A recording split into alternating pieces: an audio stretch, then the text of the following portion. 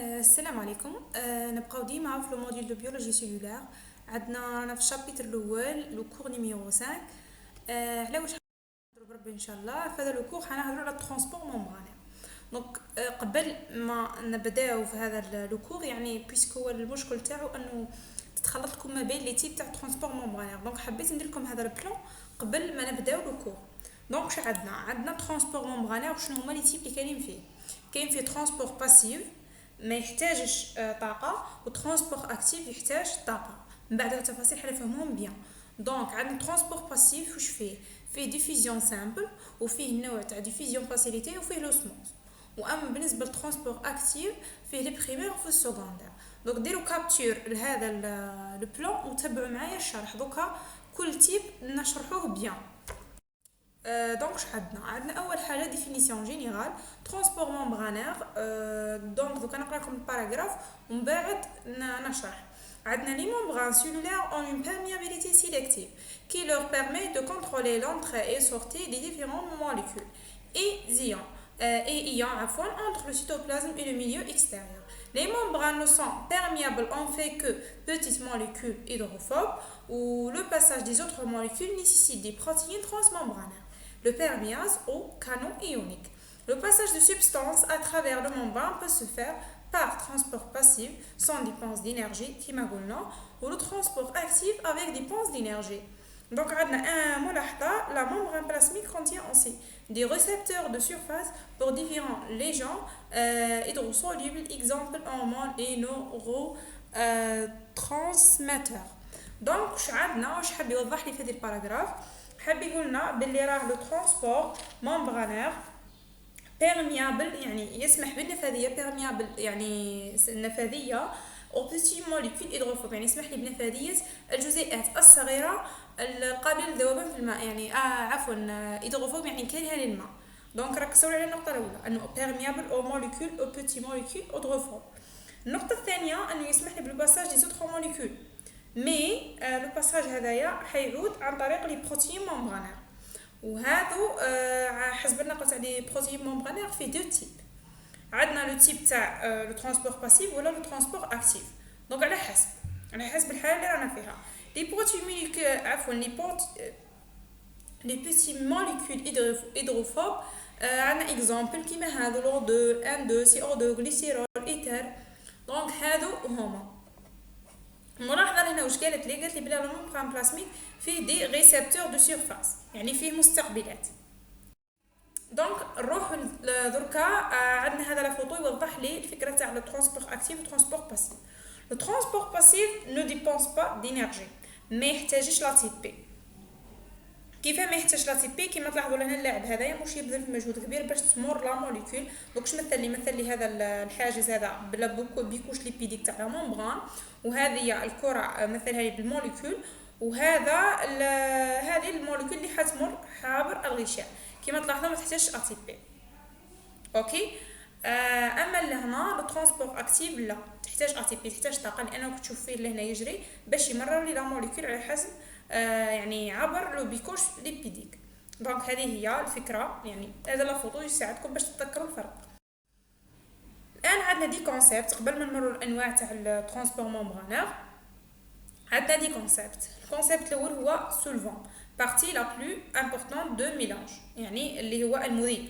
soluté partie dissoute dans la solution sucre café oxygène يعني الجزء المذاب يعني قد يعود سكر قد يعود كافي. La diffusion tendance du soluté à prendre tout l'espace disponible.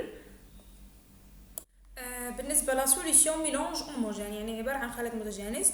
La concentration le rapport soluté solvant au soluté volume يعني حاصل القسم هذا. Gradient de concentration existe lorsque deux zones de concentration différentes communiquent. يعني هذا تدرج تركيز هذا حنحتاجوه يعني ركزوا لي هذا المصطلح يعني حنحتاجوه طول في الترونسبور ممبرانير. يعني تدرج التركيز هو انه قال لك دو زون ما بيناتهم تواصل يعود عندهم اختلاف في التركيز نسموه هذا تدرج تركيز. دونك حنبداو باول تيب اللي هو الترونسبور باسيف ما يحتاجش طاقه. الترونسبور باسيف نبداو واش كاين فيه لو ترونسبور باسيف هو شنو transport qui se font dans le sens du grand ion chimique ou électrochimique. Dans ce cas il n'y a pas besoin d'énergie. دونك لهنا لو ترونسبور باسيف يعني الانواع تاعو كامل هذو يعتمدوا على مصطلح تدرج التركيز. يعني تنتقل الجزيئات بتدرج التركيز، يعني الجزيئات تنتقل بتدرج تركيز وبالتالي ما تحتاجش طاقة. يعني النوع هذا ما يحتاجش طاقة، على واه؟ لأن الجزيئات تنتقل تلقائيا حسب مفهوم تدرج التركيز. هذا مفهوم تدرج التركيز وشنو هو يبان لك لهنا، تنتقل من وسط الأعلى تركيز إلى الأقل تركيز، حتى يعني تبقى تنتقل حتى يعود الوسطين متوازنين في التركيز. عندنا 3 تيب من لو دو ترونسبور باسيف: ديفيزيون سامبل، ديفيزيون فاسيليتي والأوسموز. دونك حنعرفوا دوكا كل تيب على حده. نتمنى لحد الآن يعني تكون واضحة الفكرة. دونك حنبداو بلو ترونسبور لا ديفيزيون سامبل. دونك انا ديما رانا في ترونسبور باسيف. التيب الاول هو ديفيزيون سامبل. هذايا على واش ديفيزيون سامبل؟ لانه سون ترونسبورتور بروتيك. دونك تفهمنا بلي ديفيزيون سامبل تنتقل في الجزيئات عبر تدرج حسب تدرج التركيز يعني حسب سولون لو غرونديون شيميك. مي كاينه حاجه تنتقل بدون ناقل بروتيني، تنتقل بدون ناقل. هذه النقطه الاولى. C'est le mode de transport pour les substances liposolubles. النقطة الثانية أنه خاص بلي substances يعني المواد liposolubles يعني قابلة للذوبان في les lipides. Hydrophobe aussi. Donc solvant des lipides éthers chloroformes, les molécules polaires non chargées éthanol, urée, les gaz O2 CO2. Donc هذا عطاني بعض الأمثلة تاع les molécules اللي تنتقل عن طريق هذا الديفيزيون. Donc il se fait dans le sens du grand ion de concentration. باينة لأنه مادام ديما في التيب تاع ترانسبور باسيف أكيد حتنتقل الجزيئات عن طريق تدرج التركيز jusqu'à l'atteinte d'un équilibre كما تفاهمنا حتى توصل للتوازن. Ce transport est lent et ne nécessite pas de perméase, pas de transporteur protéique. Donc النقطة الثالثة أنه هو عبارة عن نقل بطيء. دونك نعاودوا نقاط المميزات تاع هذا الديفيزيون، يعني ما تقلقوش لوحدكم، اني من بعد ننشر لكم ملخص تلقاوه في لاباج، يعني هبطوه قبل ما تشوفوا معايا هذا الشرح. راح يكون فيه يعني باختصار يعني شرح كافي ووافي. دونك هذا الخصائص تاعو انه طبعا حل الانتقال عن طريق يعني لو غرونديون شيميك. الحاجه الثانيه انه ما يحتاجش ترانسبورتور بروتييك، خاص بالجزيئات ليبوسوليبل هيدروفوب. والحاجه الاخرى انه لا. دونك لهنا واش حاب يوضح لي برك لو سونس دو غرونديون دو كونسونطراسيون une substance diffuse suivant de grands ions de concentration de la zone la plus concentrée à la zone qui l'est moins. يعني تنتقل من le plus concentré la plus concentrée يعني الأكثر تركيز إلى أقل تركيز. Grand ion différence. Le grand ion de concentration entre deux milieux c'est la différence de concentration entre les deux milieux. يعني تدرج التركيز هو الاختلاف في التركيز ما بين الوسطين. نتمنى تكون وضحت الفكرة. ها كمان التيب الأول تاع ترانسبور باسيف. دونك لهنا حاب ياكد لي الملاحظه ذيك انه هو الممبران يعني مش الجزيئات كامل تنتقل يعني ديفيزيون سامبل يعني بدون نقل بروتيني هكاك، يعني خاص غير بالجزيئات كيما نقولوا لي بيتي موليكول هيدروفوب ليبوسوليبل. اوكي كيما ما هي اصلا قبيله في الديفينيسيون قلنا انه هو خاص بهذو النوعين برك، يعني انه كاين قلنا قابل للنفاذيه لهذو النوعين، لكن لازم يعود فيهم هذو الخاصيتين يعني موليكول باش ينتقلوا بدون بروتين بدون ترانسبورتور. مي اذا ما توفرتش فيهم هذه الخصائص يعني حتكون ندخلوا في انواع اخرى من ترانسبور ممبرانير. دونك لهنا كيما راكم تشوفوا ننتقلوا عادي ترانسبور باسيف يعني ديفيزيون في سامبل. مي هذو كيما راكم تشوفوا كيما توفرت فيهم الخصائص دونك ما انتقلوش، ما قدروش يعقبوا من لا ممبران تاعنا. كاين ملاحظه برك قال لك لا فيتاس دو ديفيزيون دي موليكول اي انفيرسمون بروبورسيونيل ا سا تاي. دونك يعتمد لا فيتاس على لا تاي تاع لا موليكول تاعنا. دونك حننتقلوا للنوع الثاني من لو ترانسبور باسيف اللي هو لا ديفيزيون فاسيليتي. دونك شنو هو ديفيزيون سامبل؟ قلنا ما يحتاجش ناقل بروتيني، اما هذا يحتاج ان ترانسبور بروتييك ممبرانير خاص pour les molécules de grosse taille نون ليبوسوليبل. اكزامبل لي سكر لي زيون، كيما شفتوا قبيله في لا فوتو يعني لي زيون ما عقبوش، يعني ما قدروش يعقبوا هكاك بدون اي ناقل. قالك سو ترونسبور سو في دون لو سونس دو غرانديون دو كونسونطراسيون، ديما يمشي على حسب لو غرانديون دو كونسونطراسيون، مادام ما يحتاجش طاقه معناها في ترونسبور باسيف معناه ينتقل عن طريق تدرج التركيز. ما ينسيت ان ترونسبورتور، سو ترونسبورتور بوتيتر ما يحتاج ترونسبورتور، يعني صح ما يحتاجش طاقه لانه ترونسبور باسيف، لكن يحتاج ترونسبور. الترونسبورتور هذا واش قادر يعود؟ قادر يعود بروتين بورتوز او بارمياز، ولا او لي بروتين تونيل او كوندكترين ان كانال ايونيك. اوكي، قال لك دون لو كا دي بروتين تونيل كانال ايونيك لو ترونسبور ني با ساتورابل. دونك كيما راكم تلاحظوا لهنا قال لك ني با ساتورابل. اما بالنسبه للاخر لو ترونسبور ساتورابل اللي هو الخاص باللي بروتين بورتوز اللي هما البارمياز. دونك كيما راكم تشوفوا في لا فوتو، دوك في لا فوتو تفهموا بيان. دونك لي موليكول كيما راكم تلاحظوا سوا في هذه سوا في هذه تنتقل عن طريق تدرج التركيز. دونك الخاصيه الدوزيام قلنا انه خاص باللي موليكول دو غروس تاي نون ليبوسوليبل. دونك عندنا التيب الاول تاع البروتين بورتوز.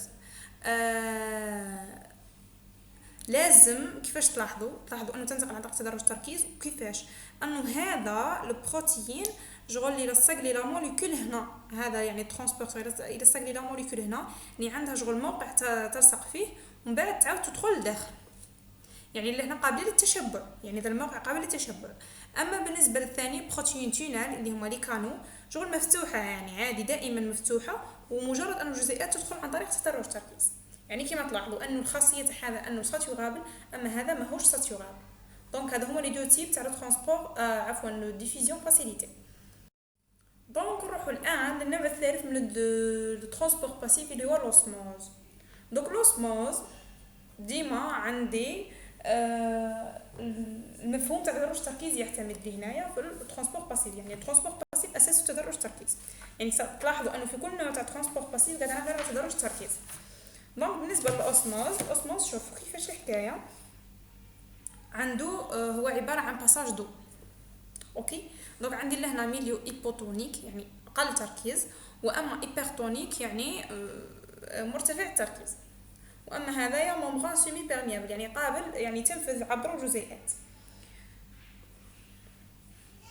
دونك قبل ما نفوت لكم لهذا الباساج دو كيفاش يتم، نحكي لكم على ظاهره الأوسموز. وشنو هي ظاهره الأوسموز؟ هي ظاهره تمثل لي انتقال الماء من الوسط الاقل تركيز يعني ايبوتونيك الى الوسط الاعلى تركيز ايبرتونيك، ويتوقف هذا الانتقال كي يتوازنوا الوسطين في التركيز.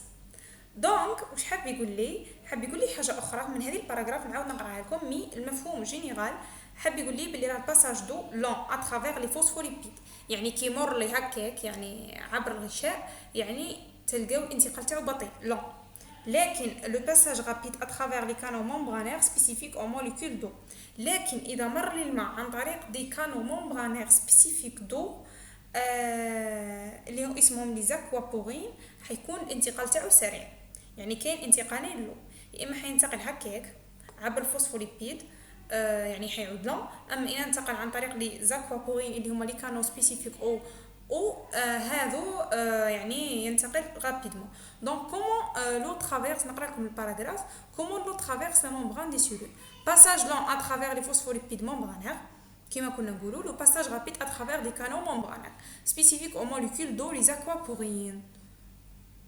دوك هنا حاب يهضر على لي زاكوابورين، الا تحبوا تزيدوا تقراوها دقوا اكثر.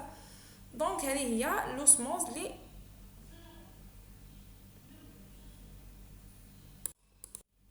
دونك الان حننتقلوا للنوع الثاني من لو ترونسبور. بعد ما كملنا ترونسبور باسيف يعني بثلاث تيب تاعو، الان راح نشرح لو ترونسبور اكتيف. دونك الان راح ننتقلوا للترونسبور اكتيف. دونك الترونسبور اكتيف بربي ان شاء الله مش حيعود عندكم مشكل بعد ما تشوفوا هذا الشرح. واش عندنا الترونسبور اكتيف؟ واش قلنا؟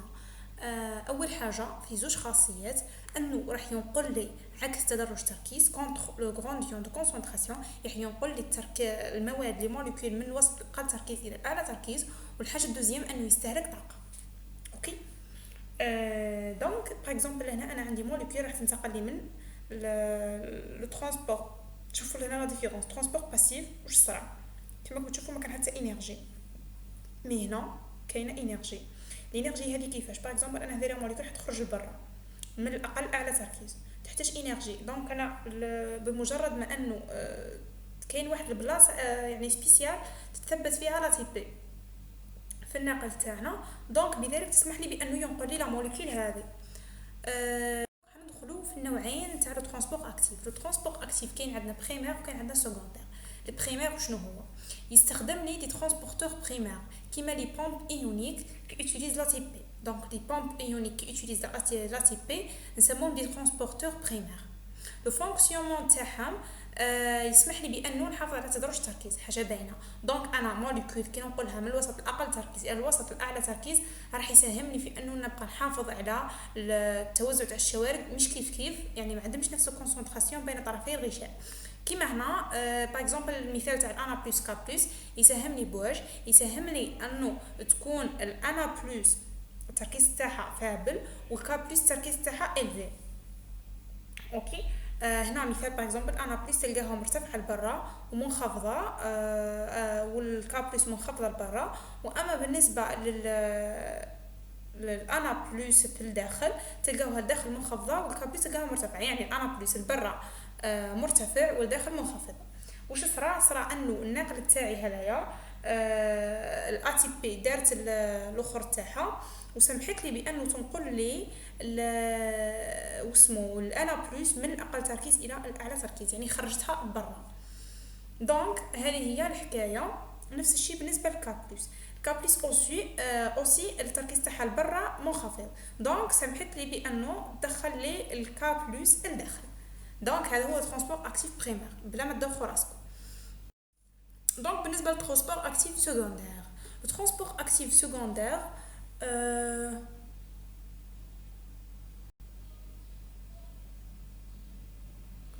الترونسبور اكتيف سكوندير كيفاش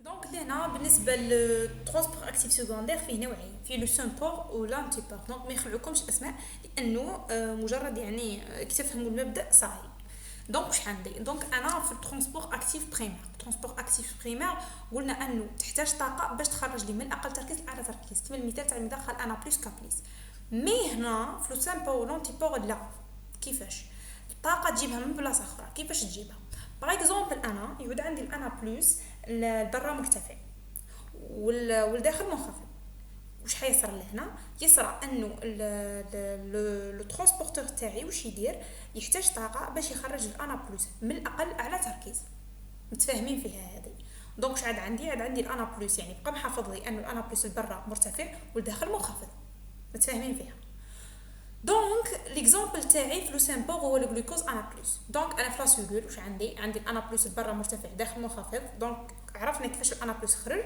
دونك لو جلوكوز واش عندي البرا منخفض والداخل مرتفع يعني واش لازم يصرالو يدخل داخل يعني على حسب لو ترونسبور اكتيف سكوندير لازم يدخل لداخل كيفاش يدخل لهنا يستخدم ميثود اخرى يعني قبيل كنا دخلنا عن طريق يعني البروتين تاعي ينقل عن طريق استهلاك طاقه اتي بي مي هنا في الانتقال تاع الجلوكوز يجيب طاقه من مصدر اخر كيفاش يجيب الطاقه هذه دونك انا عندي الانا بلس راح تنتقل حسب درجه التركيز يعني انا حيجيب الانا بلس راح تدخل ديريكت حسب الكانال هذيك للداخل تاع لا سيلول اوكي باينه انتقلت من اعلى لاقل تركيز هنا اوكي وش يصرى الانتقال هذاك يسمح لي بانه يحرر لي الطاقه هذيك يستغلها الجلوكوز باش يدخل لداخل من اقل اعلى تركيز فاهمين فيها هذه هي دونك لهنا واش صرا انه الانا بلس والجلوكوز الزوج دخلوا في نفس الاتجاه نفس الحكايه بالنسبه للانتيبور باك الاختلاف في انه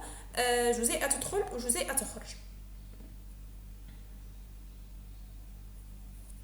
فاهمين فيها المثال هذا يعني نفس الشيء بس عطانا اكزامبل تاع الصوديوم والكالسيوم يعني الاختلاف فاش حيعود انه جزيئه تدخل وجزيئه تخرج اما لهنا للزوج دخلوا هذا هو الاختلاف ما بين لو سامبور والانتيبور دونك هاهي من الشيما لو شيما تاعي باغ اكزومبل انا لو سامبور واش صرا انا عندي باغ اكزومبل ا والبي البرا كيما نقولوا كانوا الا باغ اكزومبل هنا هي كيفاش يقولوا لها يعني وحده فيهم يعني حتدخل كي دخلت من اعلى الاقل تركيز صرا انه حركت الطاقه ودخلت الجزيئه الاخرى فضل هذه الطاقه من لهنا.